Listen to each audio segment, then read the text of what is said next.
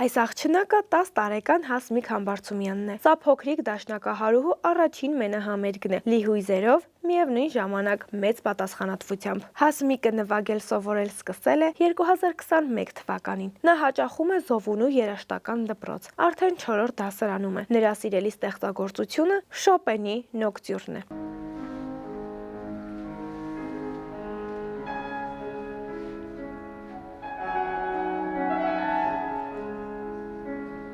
Սկզբում ես շատ դժվարությամբ էի գնում,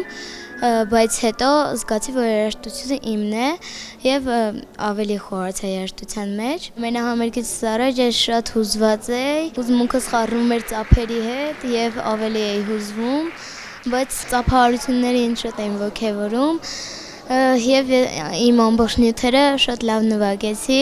Այս 4 տարիների ընթացքում Հասմիկը հասցրել է մասնակցել բազմաթիվ հանրապետական եւ միջազգային մրցույթ փառատոների, ինչպես նաեւ մի շարք մարզային միջոցառումների։ Ամենաառաջին մրցույթս մասնակցել եմ Փոքրիկ Քայլ մրցույթին, մասնակցել եմ Արտպյանը հանրապետական մրցույթին,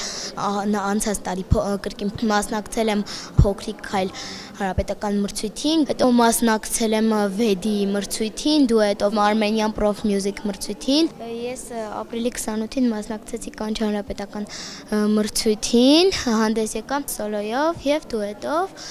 սոլոյից գրավեցի առաջ տեղ, իսկ դուետից Grand Prix։ Շատ ուրախացա, որ կգնամ Դուբայ, այնտեղ ելույթ կունենամ։ Հասմիկը սիրում է ոչ միայն նվագել, այլև պարել, ասմունքել եւ նկարել։ Այսօրվա համերգը